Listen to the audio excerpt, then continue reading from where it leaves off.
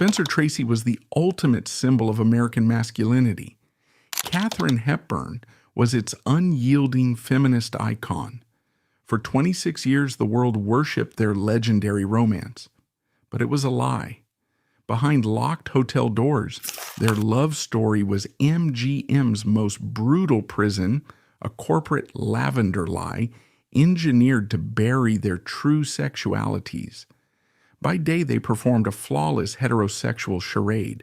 By night, the fierce, aristocratic Hepburn was reduced to scrubbing vomit from the floor, desperately tying a violently drunk Tracy to the bedposts as he tried to drink himself to death to escape his own guilt. This was not Hollywood's greatest romance. It was a corporate survival pact that saved their careers but devoured their souls. In the 1930s and 1940s, Hollywood was not an artistic community.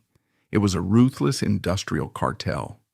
Major studios owned their stars through 7-year contracts, enforced by the dreaded morality clause. In an era where homosexuality was not just a taboo, but a felony under California law, a single rumor or a vice squad raid didn't mean a public apology. It meant instant, permanent professional erasure. To protect their billion-dollar investments, MGM employed a shadow intelligence network commanded by head fixer Howard Strickling. His men paid off police, altered hospital records, and intimidated journalists. But Strickling knew the ultimate defense against a scandal wasn't cleaning it up. It was building an impenetrable preemptive alibi. You had to feed the public a narrative so wholesome they would refuse to believe anything else. This was the suffocating paranoid ecosystem Spencer Tracy inhabited. Unlike glamorous sex symbols, Tracy was sold as the bedrock of American decency. He was the actor's actor, the dedicated judge, the hardworking father, the deeply moral priest. His entire brand was built on unimpeachable righteousness. If the public ever discovered that America's ultimate patriarch was secretly navigating Los Angeles' underground gay subculture, it wouldn't just ruin a man. It would detonate the entire MGM empire. The public did not just admire Spencer Tracy, they believed in him. He was the surrogate father figure for a nation navigating the Great Depression and entering a world war. His brand was built entirely on authenticity, moral clarity, and an uncomplicated, rugged heterosexuality. He was presented as a devout Catholic family man. Although he lived apart from his wife Louise and their deaf son John, the studio press machine carefully framed this separation not as a failure, but as a tragic, noble sacrifice, emphasizing his continued financial support and his refusal to seek a divorce due to his strict religious convictions. He was the ultimate alpha male, carrying the weight of the world on his broad shoulders. The reality, however, was a masterclass in psychological compartmentalization and cognitive dissonance. Behind the stoic, trustworthy face that generated millions of dollars at the box office, Spencer Tracy was a man tearing himself apart. Tracy's internal conflict was rooted deep in his upbringing in a strict Irish Catholic household in Milwaukee. The theology he internalized from a young age was uncompromising. It categorized human existence into a rigid binary of sin and salvation. Within this doctrine, his homosexual desires were not merely a social inconvenience. They were a mortal sin, a direct affront to God, and a one-way ticket to eternal damnation. Unlike some of his Hollywood contemporaries, who navigated their double lives with a sense of pragmatic cynicism or quiet acceptance, Tracy truly believed the dogma. He accepted the church's verdict on his own soul. He hated the desires he harbored, and by extension, he hated himself for having them. This theological self-loathing created a dangerous, volatile duality. By day, he reported to the MGM lot, donning the suits and the moral authority of the characters he played, absorbing the reverence of the crew and the executives. By night, driven by compulsions he could neither suppress nor accept, he sought out the clandestine, highly dangerous gay subculture of 1930s Los Angeles. This was a world of hidden bars, private parties in the Hollywood Hills, and transactional encounters that required absolute secrecy. Every time Tracy stepped into this world, he was risking his entire existence. He was exposing himself to blackmailers, vice cops, and opportunists. He was placing a stick of dynamite at the foundation of the MGM empire. The psychological friction of living these two diametrically opposed lives, the public saint and the private sinner, was unsustainable. Human psychology cannot tolerate such violent cognitive dissonance without a pressure release valve. For Spencer Tracy, that valve was alcohol. His drinking has often been romanticized in Hollywood lore as the tragic flaw of a tortured artistic genius, a symptom of his deep dedication to his craft. This is a deliberate mischaracterization.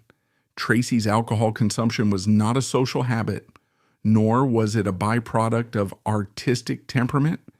It was a targeted clinical application of anesthesia. He drank to systematically shut down the part of his brain that monitored his guilt. He drank to silence the voice of his Catholic upbringing. He drank to obliterate the terrifying awareness of the fraud he was perpetrating every time he stood in front of a camera. When Tracy drank, he did not become the charming, boisterous drunk often portrayed in the movies. He drank for oblivion. He would disappear into multi-day benders, locking himself in hotel rooms, completely unresponsive to the outside world. He would become erratic, verbally abusive, and physically destructive. The studio fixers at MGM, under Howard Strickling's command, were constantly dispatched to retrieve him. They would find the alpha male of American cinema lying in his own vomit, incoherent, having completely abandoned the pristine image the studio spent fortunes to maintain. They would dry him out in secret clinics, pump him full of vitamins, use heavy makeup to cover the physical ravages of the alcohol, and push him back onto the soundstage just in time to deliver his lines with that signature, grounded authority. But by the early 1940s, the containment strategy was failing. The frequency and severity of Tracy's alcoholic collapses were escalating. His behavior in the underground clubs was becoming reckless. The protective perimeter established by MGM was stretching to its absolute breaking point. Rumors were beginning to seep out of the dark corners of Los Angeles and move toward the desks of the gossip columnists. The studio accountants and executives looked at the situation with cold, mathematical dread. They possessed a highly lucrative asset who was actively trying to destroy himself, driven by a sexual identity that the public would find utterly abhorrent. They realized that simply cleaning up after Tracy was no longer sufficient. They needed a permanent, visible deterrent. They needed to construct a narrative so loud, so compelling, and so perfectly aligned with his on-screen persona that it would permanently deafen the public to the whispers of his true nature. They needed a woman whose own star power was blinding enough to act as a floodlight, washing out the shadows where Tracy operated. They needed a shield. And looking across the landscape of their contracted talent, they found an asset facing her own existential crisis, a woman whose specific liabilities made her the perfect candidate for a high-stakes corporate merger. This corporate merger required a second, equally imperiled asset. On the other side of the ledger sat Katharine Hepburn. History has relentlessly packaged Hepburn as a feminist trailblazer, an independent patrician who conquered Hollywood strictly on her own terms. The studio publicity machine worked tirelessly to build this specific brand of manageable, eccentric rebellion. But beneath the carefully curated image of the outspoken Yankee aristocrat lay a terrifying vulnerability. Hepburn was not conquering the system. By the late 1930s, she was actively being crushed by it. She, too, was a massive financial liability, operating under the constant lethal threat of the morality clause. The crisis surrounding Katharine Hepburn was not rooted in the explosive, illegal underground behavior that defined Tracy's secret life, but rather in a profound, highly visible defiance of gender norms that enraged conservative America. Hepburn did not perform the submissive, hyper-feminine role demanded by the Hays production code and the powerful religious lobbies of the era. She wore tailored trousers in public, a sartorial choice that was considered deeply transgressive, even scandalous, in the 1930s. She refused to wear makeup offset. She engaged the press with a sharp, combative intellect that alienated journalists accustomed to pliant, flirtatious starlets. She projected an aura of absolute masculine authority, but the peril extended far beyond her wardrobe and her abrasive public persona. In the highly classified whisper network reality of Hollywood, Hepburn's private life was a subject of intense, dangerous scrutiny. Biographers and historians have subsequently documented her deep involvement in what was colloquially known in the industry as the sewing circles, the covert underground network of lesbian and bisexual actresses operating in Los Angeles. For years, her primary companion and emotional anchor was Laura Harding, an American heiress. They lived together, traveled together, and functioned in every practical sense as a partnership.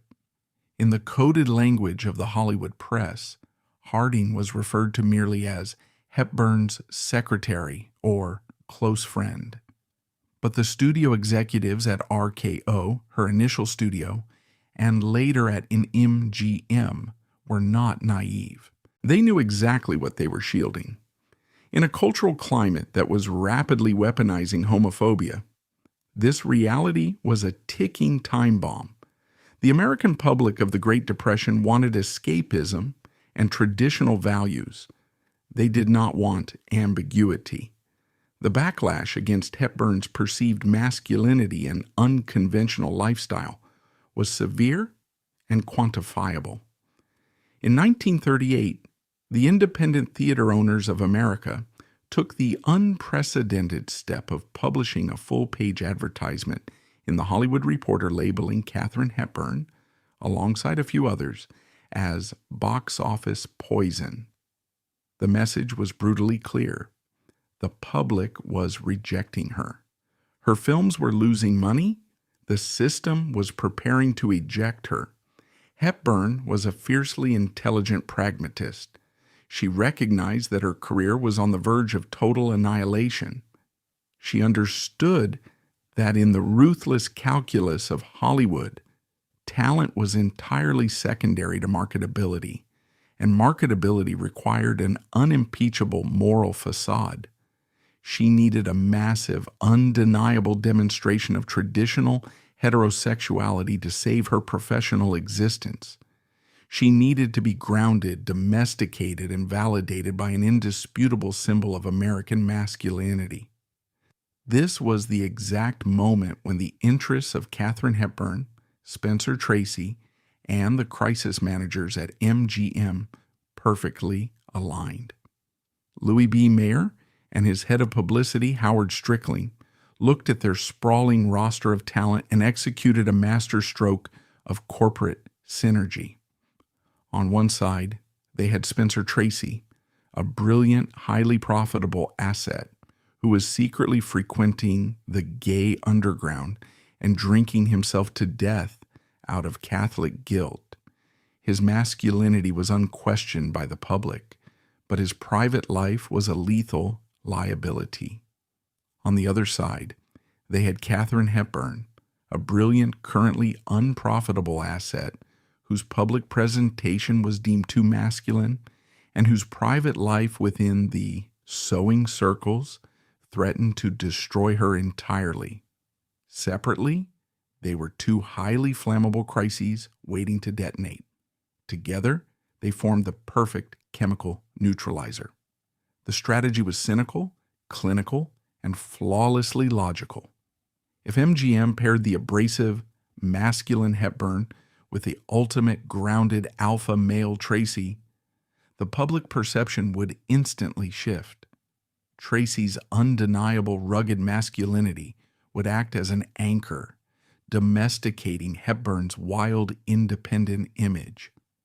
The public would no longer view her as a threatening, pants-wearing anomaly. They would view her as a strong woman who had simply been waiting for a man strong enough to tame her. Conversely, Hepburn's elite patrician status and undeniable female star power would serve as the ultimate blinding shield for Tracy.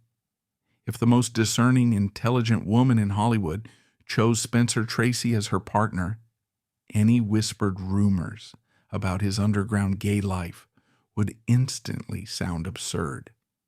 They were not introduced to fall in love. They were introduced to execute a merger of shadows. The initial deployment of this strategy was the 1942 film Woman of the Year. The production of this film was not merely a cinematic endeavor. It was a high-stakes, heavily weaponized public relations campaign designed to execute gender whitewashing on a massive scale. The script itself reads like a direct manifesto of MGM's containment strategy. Hepburn plays Tess Harding, a brilliant, independent, globally recognized political columnist.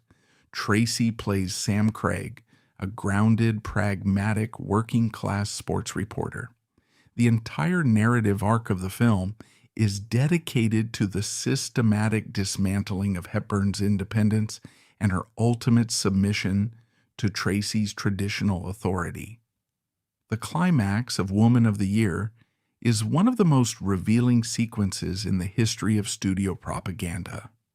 Hepburn's character, attempting to prove she can be a real woman and a traditional wife, enters the kitchen and completely fails to cook a simple breakfast. She creates a chaotic, humiliating mess. Tracy's character enters, observes her incompetence with quiet, patriarchal amusement, and takes control. The independent, intellectual powerhouse is reduced to a helpless, weeping child in the domestic sphere, physically and emotionally rescued by the steady hand of the American male. The public consumed this narrative with ravenous enthusiasm. The film was a massive critical and commercial triumph.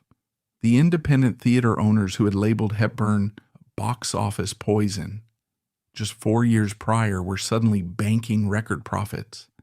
The studio's gamble had paid off spectacularly. The chemistry on screen, the crackling, rapid-fire dialogue, the tension of opposites attracting was undeniably brilliant. But the chemistry was not the byproduct of romantic destiny. It was the friction of two elite professionals perfectly executing a high-stakes corporate directive. With the success of Woman of the Year, the Lavender romance was officially codified. The studios recognized that they had created an industrial machine that minted money while simultaneously neutralizing their two greatest moral liabilities. The directive was clear. The Tracy Hepburn pairing was not a one-time event. It was a permanent, necessary fixture. However, the execution of this illusion required a meticulously engineered off-screen architecture. A standard Hollywood lavender marriage, like the one forced upon Barbara Stanwyck and Robert Taylor, involved a legal wedding, a shared residence, and the relentless, exhausting performance of domestic bliss. But Tracy and Hepburn could not be legally married. Tracy was a strict Catholic. He would not and could not divorce his wife, Louise. Ironically, this legal barrier provided the perfect structural advantage for the deception. Because they could not marry, they were never subjected to the intense, invasive scrutiny of shared domesticity. They were never photographed at the breakfast table. They were never required to host industry dinner parties in a shared living room. They maintained entirely separate residences for the vast majority of their 26-year arrangement. Tracy lived in a series of rented houses, hotel suites at the Beverly Hills Hotel, or on director George Cukor's estate. Hepburn maintained her own fiercely guarded properties. The publicity departments at MGM utilized this physical separation to craft a brilliant, highly sophisticated narrative. They sold the press a story of mature, respectful romance. They framed the relationship not as a scandalous affair, but as a deep intellectual partnership between two titans who respected each other's independence too much to burden it with traditional domesticity. The media, entirely reliant on the studios for access, willingly parroted this fiction. They painted a picture of two fiercely private intellectuals engaging in a high-minded romance. This narrative was the ultimate camouflage. It completely explained away their separate lives. It provided a noble, romantic justification for the fact that they were rarely seen engaging in actual physical intimacy off-screen. The public was told they were witnessing a love so profound it didn't need the vulgar validation of paparazzi photographs. But behind the impenetrable wall of this highly curated public relations fiction, the reality of the arrangement was settling into a grim, exhausting daily routine. Katharine Hepburn had successfully secured her shield. The whispers about her sexuality were silenced, replaced by the legend of her unwavering devotion to Spencer Tracy. She was once again box office gold, but the transaction was brutally asymmetrical. In exchange for the absolute protection provided by Tracy's masculine image, Hepburn was required to step into the role of the ultimate enabler, a high-functioning warden tasked with managing the accelerating decay of a man who was actively drinking himself to death. The script was written. The public was convinced the studio was safe, but the doors of the psychological prison had just slammed shut, and Katharine Hepburn was now holding the keys to a cell she could never leave. The public relations triumph of Woman of the Year established the facade, but a facade requires constant, grueling manual labor to maintain. The ink on the studio press releases had barely dried before Katharine Hepburn confronted the brutal physical reality of the transaction she had just authorized. She had purchased an impenetrable shield for her own private life, securing her elite status and silencing the lethal whispers regarding her sexuality. But the currency she used to buy this protection was not money. It was her autonomy. In the cold, unlit corridors behind the MGM sound stages, Hepburn was swiftly transitioned from a fiercely independent leading lady into a full-time, unpaid corporate crisis manager. She became the primary warden for a man who was actively trying to annihilate himself. The true magnitude of the burden Hepburn absorbed requires discarding the sanitized Hollywood mythology of Spencer Tracy's drinking. The biographies sanctioned by the studios historically framed his alcoholism as a charming flaw, a symptom of a boisterous Irish temperament, or the heavy burden of artistic genius. This is a deliberate manufactured lie designed to protect a multi-million-dollar investment. Tracy's drinking was not social, it was not celebratory, and it was never charming. It was a targeted, clinical, and violent form of psychological self-medication. Tracy was a man suffocating under the crushing weight of an irreconcilable dual identity. His deep, unyielding Catholic faith explicitly condemned his homosexual desires as a mortal sin, a fast track to eternal damnation. He did not possess the psychological tools to integrate these two warring halves of his existence. He could not accept his sexuality, nor could he abandon his faith. The resulting internal friction generated a level of self-loathing so toxic that he required a chemical agent to simply endure his own consciousness. Alcohol was his anesthetic. He drank specifically to induce a state of oblivion, a temporary coma where the terrifying voice of his own guilt could finally be silenced. When the pressure of maintaining his rugged heterosexual alpha male persona became unbearable, Tracy would break. These were not weekend benders. They were catastrophic, multi-day disappearances. He would vanish into the seedy underground network of Los Angeles, or barricade himself inside luxury hotel suites, most notoriously at the Beverly Hills Hotel or the St. Regis in New York. He would consume vast, lethal quantities of liquor, rapidly descending into a state of violent, incoherent psychosis. He would destroy furniture, scream obscenities at hallucinations, and soil himself. He became a massive, volatile liability, a ticking bomb capable of destroying not only his own career, but the entire corporate structure MGM had built around him. Prior to Hepburn's involvement, this containment operation was managed exclusively by Howard Strickling's publicity department. Studio fixers, armed with wads of untraceable cash, would scour the city, bribe hotel managers, pay off witnesses, and physically drag the unconscious star back to a secure location. They employed a cadre of discreet, highly paid studio physicians who specialized in rapid detoxification. These doctors did not offer psychiatric help. To analyze Tracy's mind would be to uncover the exact homosexual reality the studio was desperate to hide. Instead, they offered chemical resets. They pumped him full of intravenous vitamins, administered heavy sedatives like paraldehyde to stop the severe tremors, and hydrated him just enough to get him standing upright for his next call time. But Strickling's operation was reactive.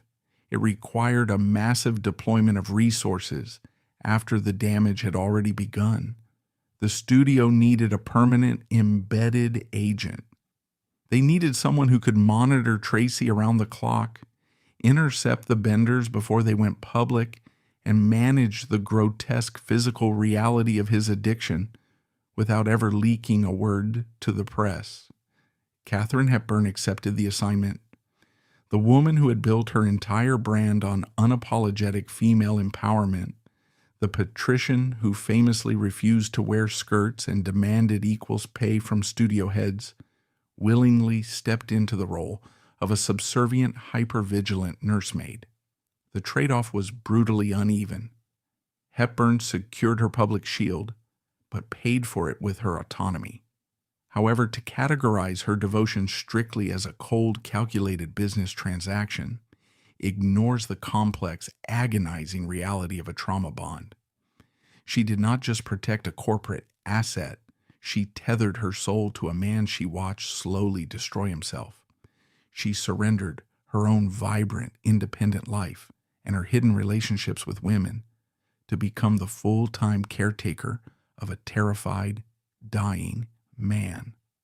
She cleaned up his physical messes not just for a public relations cleanup, but because the Hollywood system had isolated them both so profoundly that they only had each other in the dark.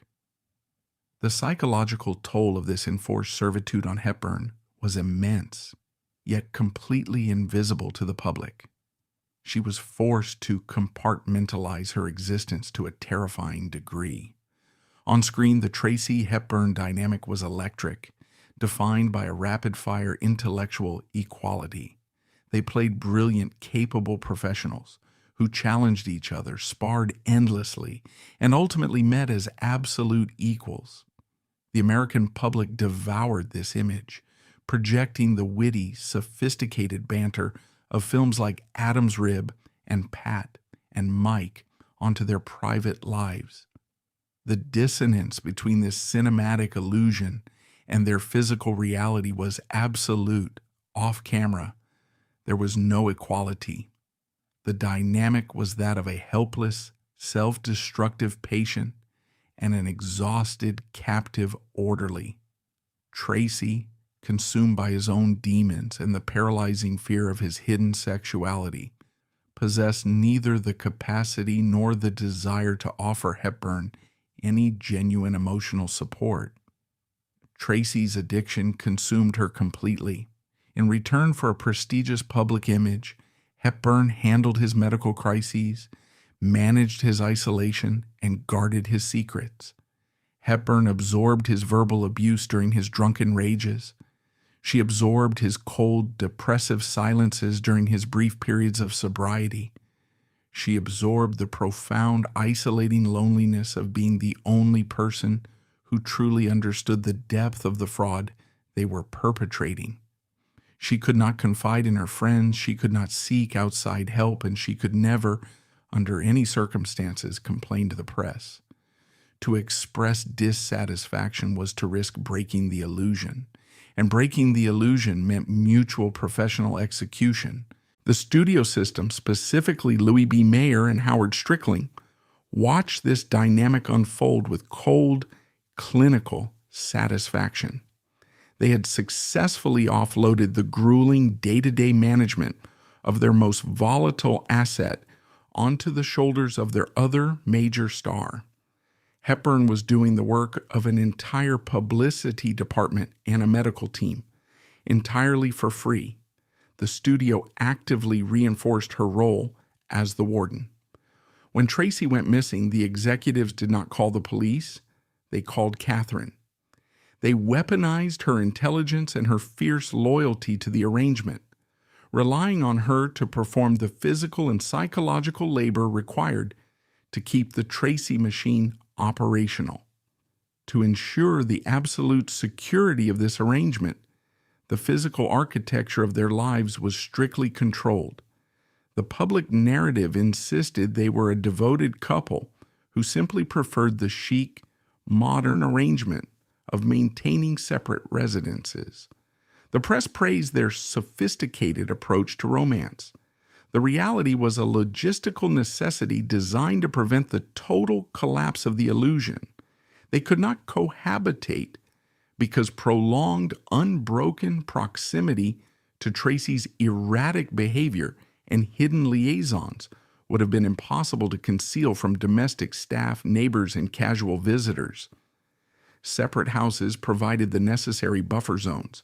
Hepburn's heavily fortified estate became her command center, a place where she could briefly retreat to manage her own highly guarded private life before being summoned back to the front lines of Tracy's next crisis.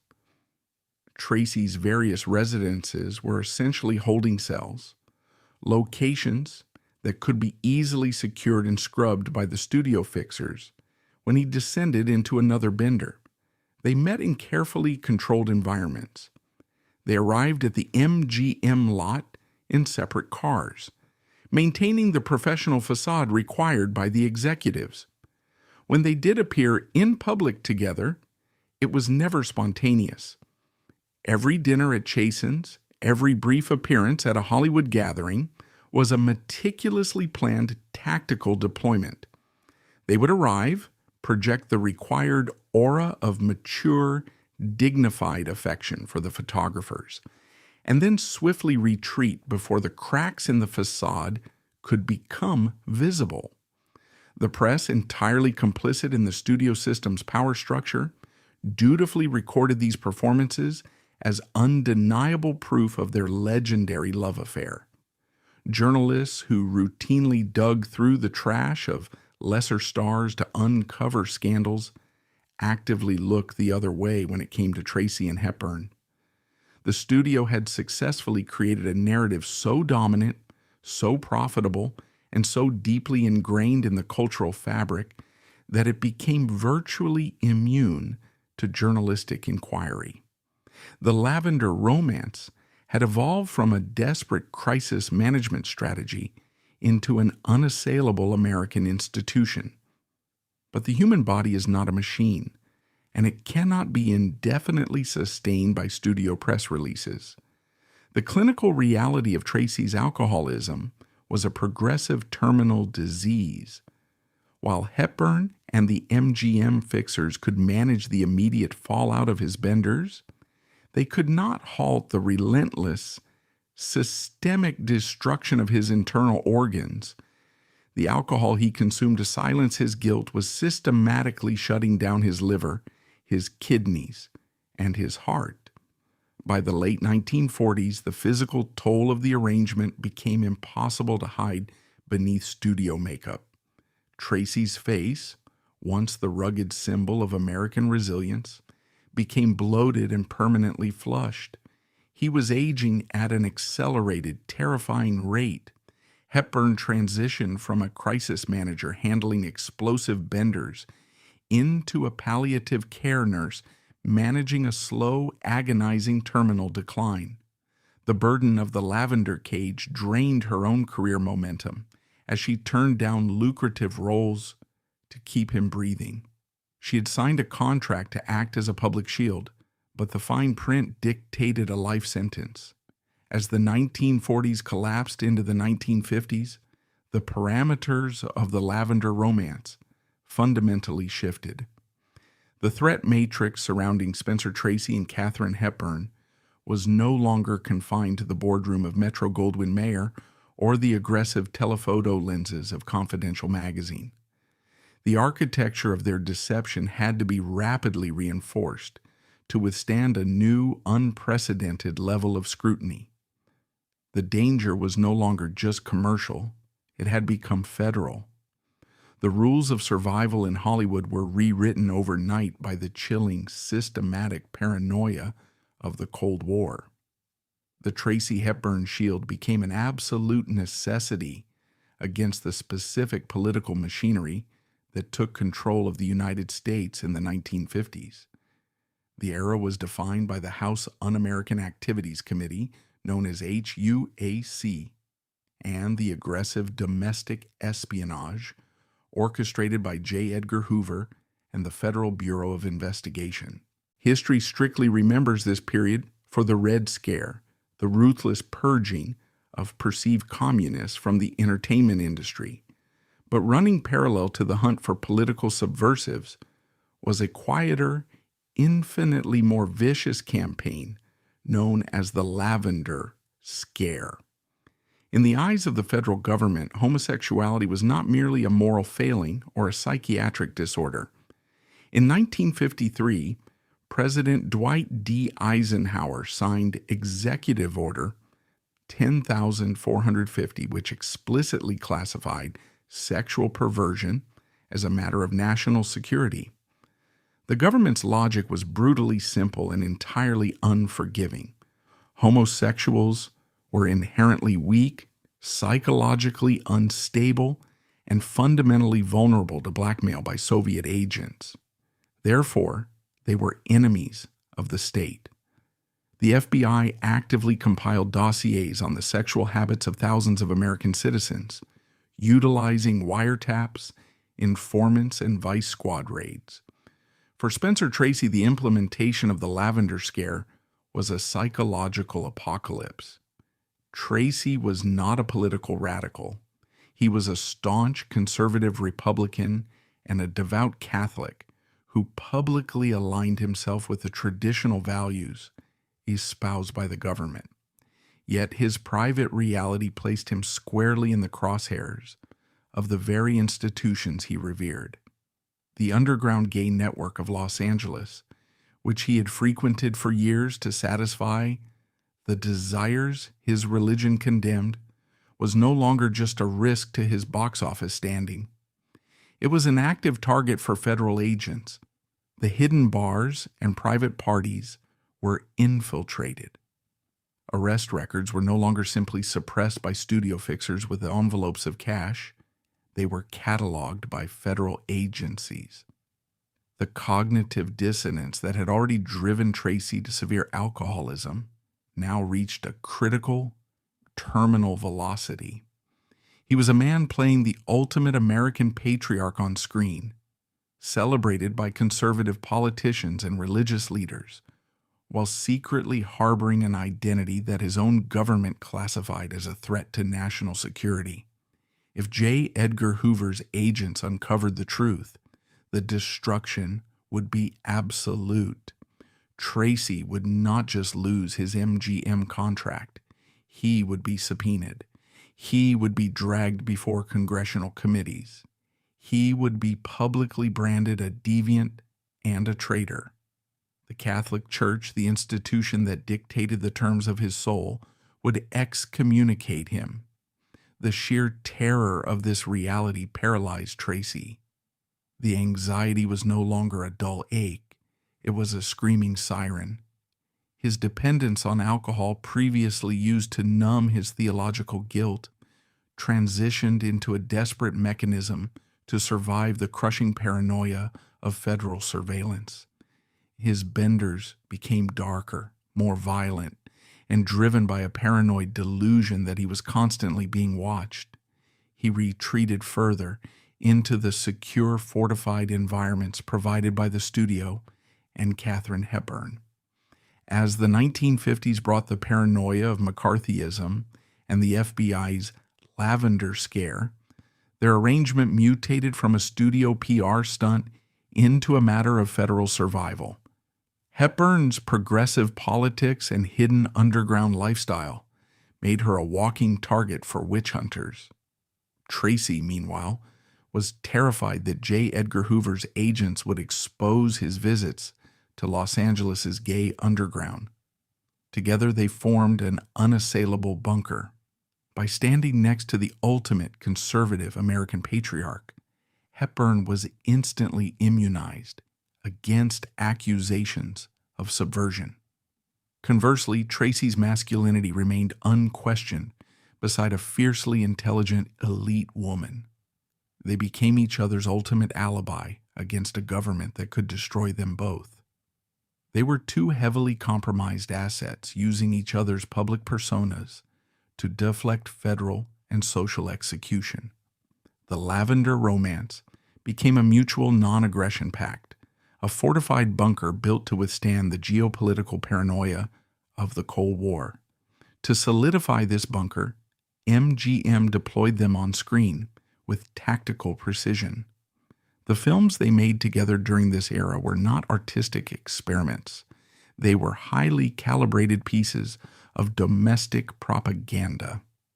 In 1949, they starred in Adam's Rib, and in 1952, Pat and Mike. Both films were written by their close friends, the married screenwriting duo Garcon Canine and Ruth Gordon. Canine and Gordon were intimately aware of the true nature of the Tracy Hepburn arrangement. They did not write romantic comedies. They wrote sophisticated, coded cover stories. Adam's Rib is a masterclass in narrative manipulation. The film portrays Tracy and Hepburn as a married couple who are both prosecuting and defending lawyers on opposite sides of an attempted murder case. The script allows Hepburn to display all of her trademark independence, intelligence, and combative energy. She argues fiercely for women's equality, but the genius of the studio's containment strategy lies in the framework of the story.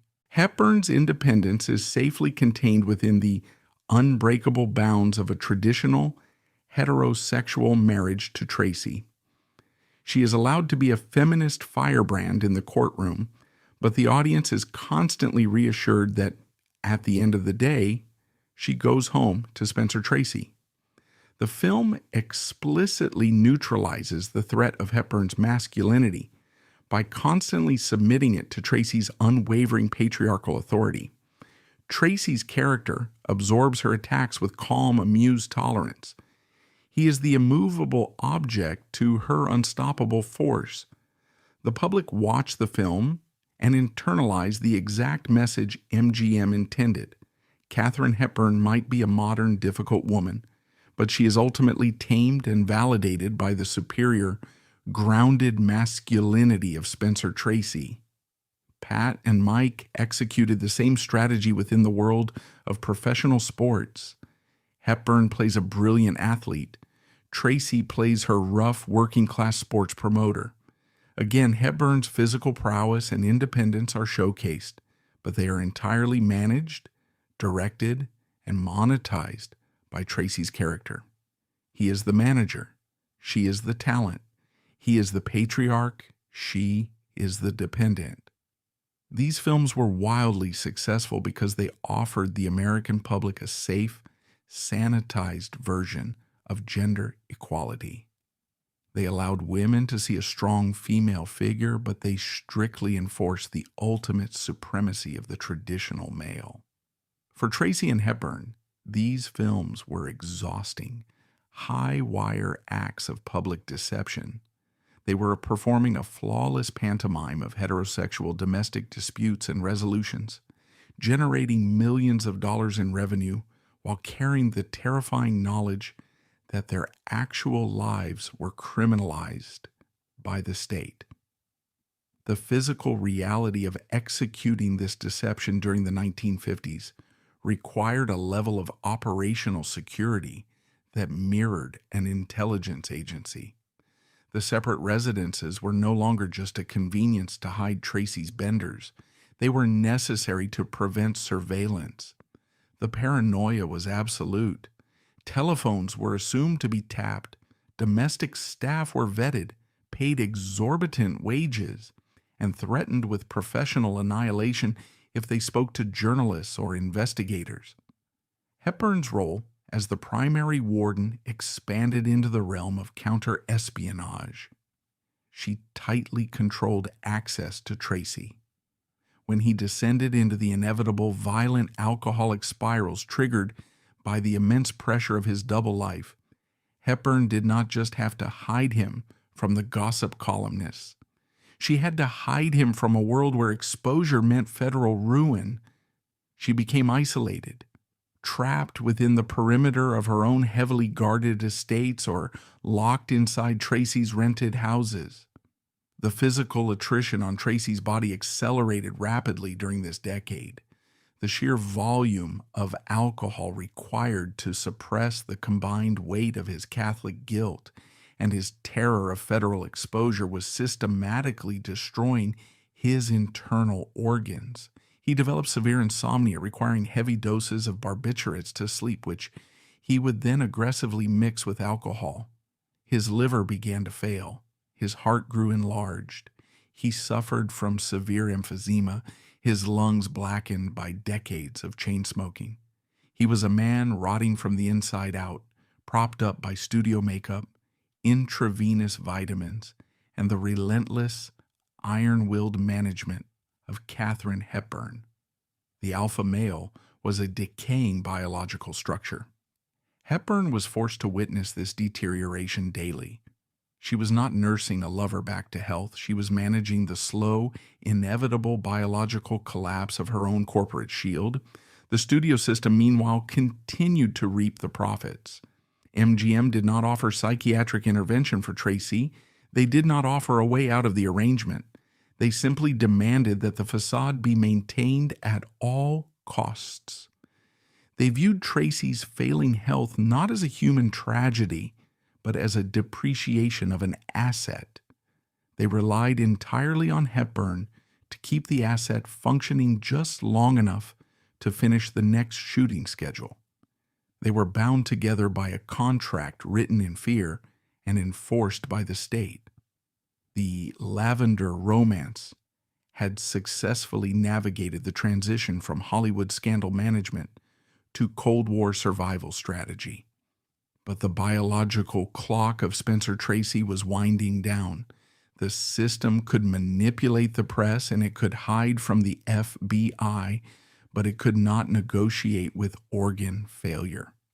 The final act of the performance was approaching, and it would require Hepburn to execute the most demanding, isolating, and ultimately devastating phase of the entire operation. The architecture of the Lavender romance was initially built to rely on the infinite resources of the Hollywood studio system. Metro-Goldwyn-Mayer was the ultimate guarantor of the Tracy Hepburn illusion, providing the fixers, the medical teams, the compliant press, and the physical security necessary to maintain the facade. But as the calendar turned toward the 1960s, the ground beneath this massive corporate apparatus began to fracture. The golden age of Hollywood was facing a total systemic collapse, and this industrial disintegration fundamentally altered the mechanics of Spencer Tracy and Katharine Hepburn's survival pact. The transition from the 1950s into the 1960s marked the terrifying phase where the institutional safety net was systematically dismantled, leaving Hepburn to carry the crushing weight of the deception entirely alone. The destruction of the studio system was not an overnight event. It was a slow, agonizing bureaucratic death. The federal government, through the landmark United States versus Paramount Pictures antitrust case, stripped the major studios of their monopoly by forcing them to divest their theater chains. Simultaneously, the explosive rise of television shattered box office revenues. The era of the all-powerful moguls like Louis B. Mayer came to a definitive end. The studios transitioned from sovereign empires into desperate, cost-cutting corporations.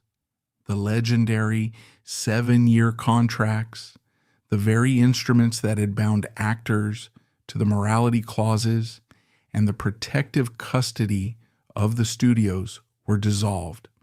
Actors became independent contractors. While many in the industry celebrated this newfound freedom, for Spencer Tracy and Katharine Hepburn, the fall of the studio system was a catastrophic loss of infrastructure. For 2 decades, Howard Strickling's publicity department had functioned as their private intelligence agency. When Tracy disappeared into the underground gay networks of Los Angeles, it was MGM's money that bribed the police and MGM's fixers who dragged him out of the gutters. Now, that shadow army was being laid off.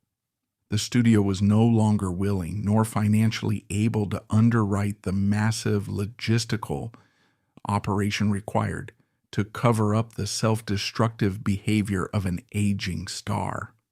The corporate shield was withdrawn.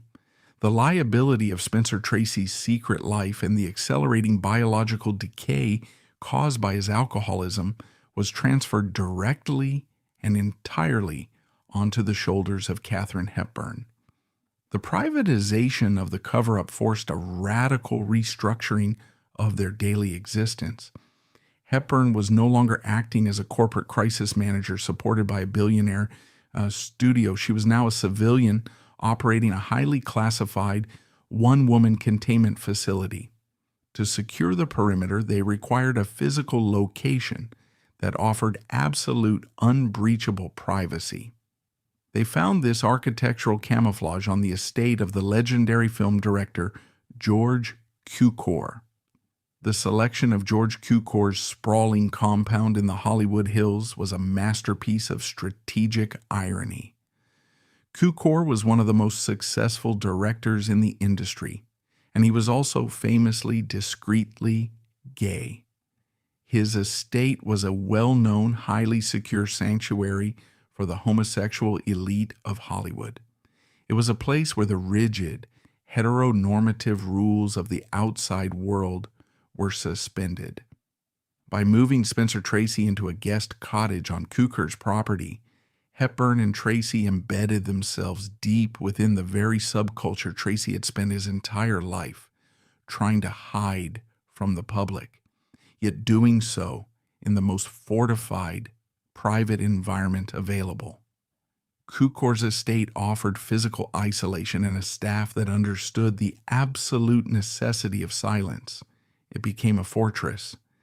Hepburn moved into a separate residence nearby, but effectively operated out of the guest house.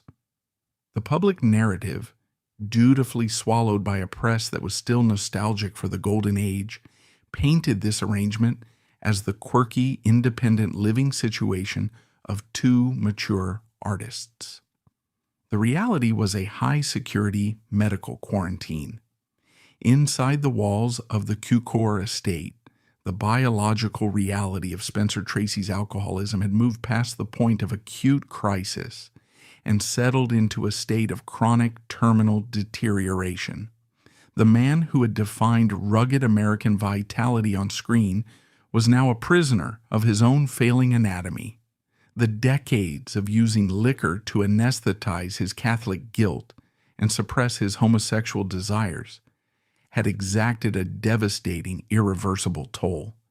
His liver was cirrhotic.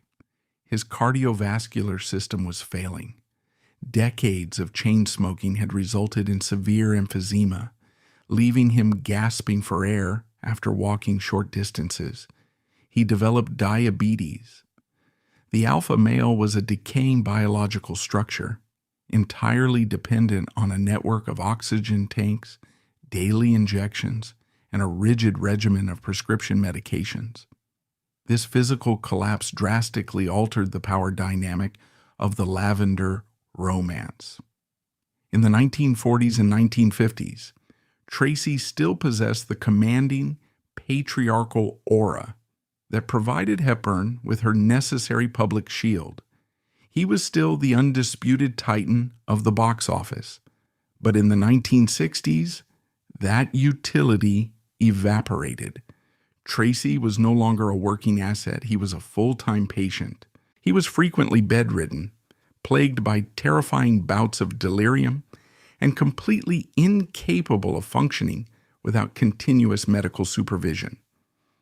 By the 1960s, the studio safety net was gone.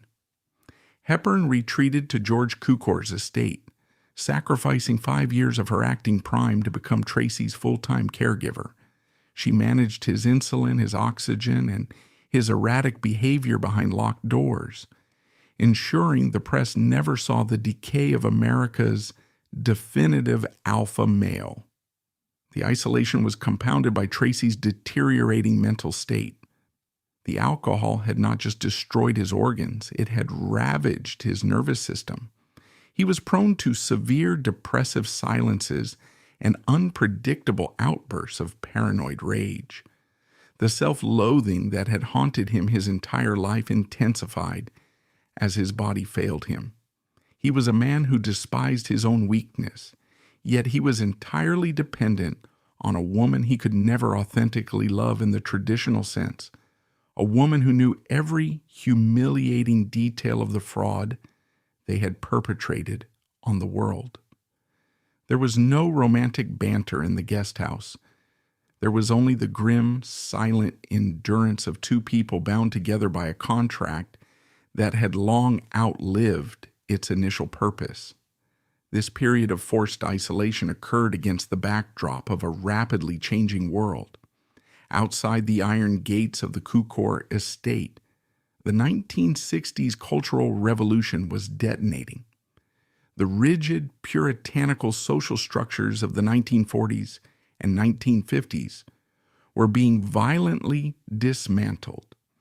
The sexual revolution was beginning to challenge the very definitions of gender and morality that had forced Tracy and Hepburn into their Lavender romance. The civil rights movement and the early rumblings of the gay liberation movement were slowly altering the American consciousness. The profound tragedy of Spencer Tracy's final years is that he was dying in a world that was gradually beginning to understand the specific torment that had destroyed him. The draconian laws and the suffocating cultural homophobia that had categorized him as a deviant and a criminal were starting to be questioned. But Tracy was entirely incapable of participating in this shifting reality. He was locked in the ideological amber of his Catholic upbringing and the McCarthy era. He could not shed the self-hatred that had been programmed into him. He remained terrified of his own shadow, barricaded in a guest house, hiding from a society that was rapidly moving past the need for the very illusions he had sacrificed his life to maintain. Hepburn, possessing a far more progressive and adaptable intellect, was acutely aware of the changing world outside. Yet, she was chained to a ghost. She was a modern woman forced to enforce the archaic paranoid rules of a bygone era to protect a man who was already effectively dead. The Lavender cage had outlasted the studio system that built it, and it had outlasted the cultural climate that necessitated it. It had become a self-sustaining prison, running on the sheer momentum of a 30-year lie. As the mid-1960s approached, the medical reality became undeniable. Tracy's heart and lungs were failing at a rate that could no longer be managed with rest and medication.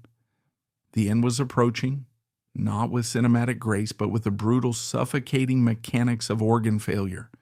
The final performance of their lives was about to begin, requiring one last monumental effort to ensure that the Lavender romance survived its primary subject.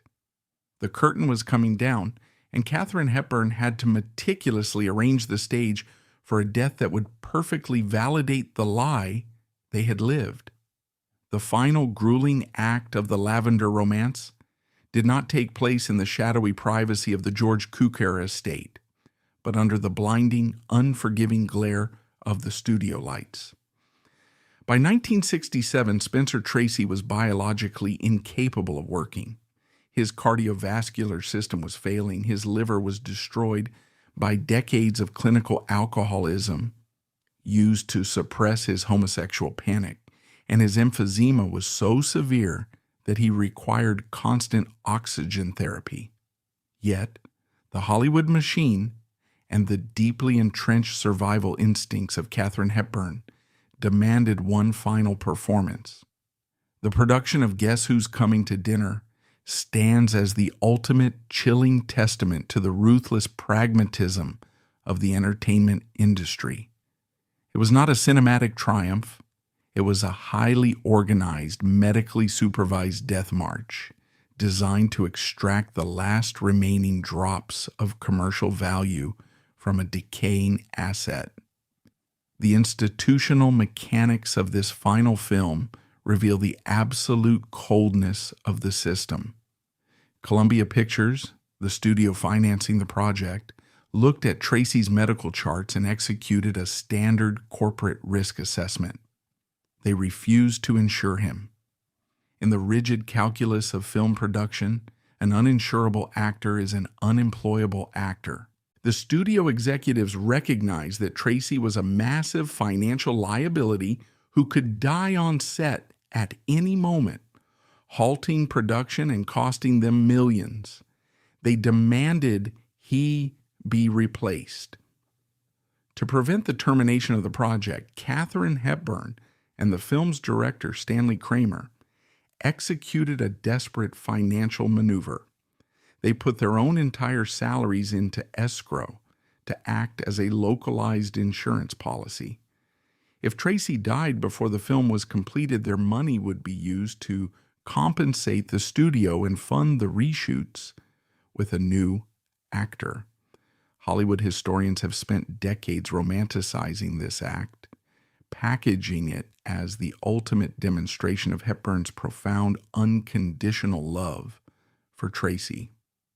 This interpretation is a continuation of the exact public relations fiction the studios invented.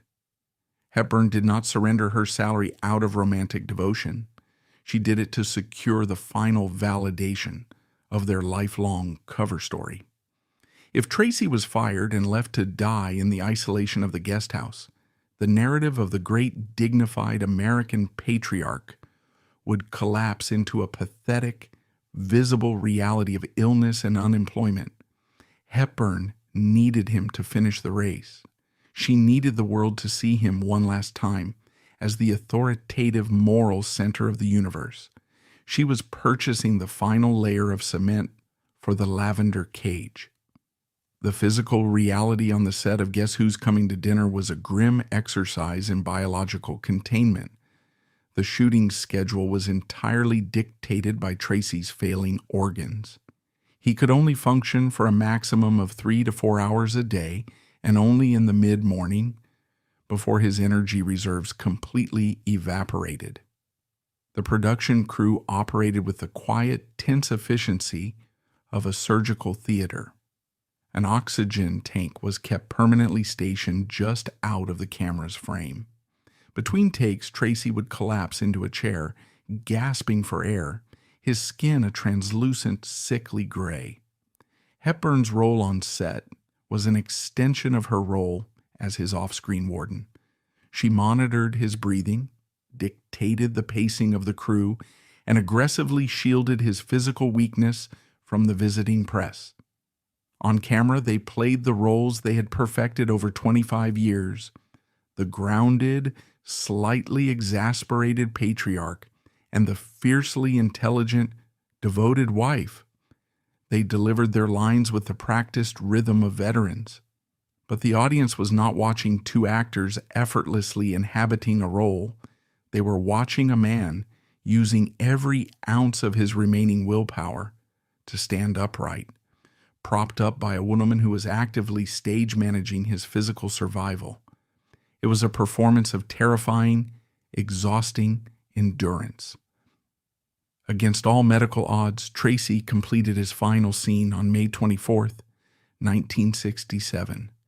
He delivered his climactic monologue, a speech about the enduring, invincible nature of true love, with a quiet, raspy authority that left the crew in tears. It was the perfect studio-sanctioned ending to the Spencer Tracy myth. The public relations narrative was now permanently secured on celluloid. The asset had delivered its final dividend. 17 days later, Tracy's failing body finally gave out. The death of Spencer Tracy on the morning of June 10, 1967, was stripped of all cinematic grandeur. There were no soaring violins, no final whispered confessions of love. It was a clinical, abrupt, mechanical failure. At approximately 3 a.m. in the guest house on the Cukor estate, Tracy woke up, struggled out of bed, and walked toward the kitchen to make a cup of tea. His heart, enlarged and exhausted by decades of physical abuse and the crushing psychological weight of his hidden life, simply stopped beating. He collapsed onto the floor. Katharine Hepburn, sleeping in the adjacent room, heard the heavy thud. She found him dead on the linoleum. After 26 years of guarding, nursing, and shielding the man on the floor, Hepburn's reaction was not a public display of grief, but the immediate execution of a final protocol. The warden had one last job to do. She did not call the police. She did not call an ambulance. The first phone call she made was to Tracy's brother, Carol, instructing him to contact Tracy's legal wife, Louise. By making that call, Hepburn acknowledged the brutal reality of their arrangement. The Lavender romance was a shield for the living. It had no legal standing for the dead. With Tracy gone, she stepped back into the shadows, quietly surrendering him to his legal wife, the Catholic Church, and the traditional family image the studio had built decades ago. The aftermath of Tracy's death demonstrated the absolute efficiency of the Hollywood machine. Katharine Hepburn, the woman who had kept him alive, was strictly banned from his conservative Catholic funeral to ensure the pristine heteronormative optics remained intact. She accepted her banishment silently, watching the hearse leave from a distance before turning her car around. The 26-year performance ended not with a curtain call, but with a mandated vanishing act. For the remaining 36 years of her life, Hepburn became the fierce curator of the Tracy myth. anticipating the inevitable historical reckoning from underground accounts, she spent her final years executing a scorched earth policy on her own archives. She burned thousands of private letters and photographs, sealing the doors of the Lavender Cage from the inside. They had executed their corporate directive flawlessly, securing cinematic immortality, but they traded their authentic existence for physical safety, spending their entire lives as prisoners of their own legend.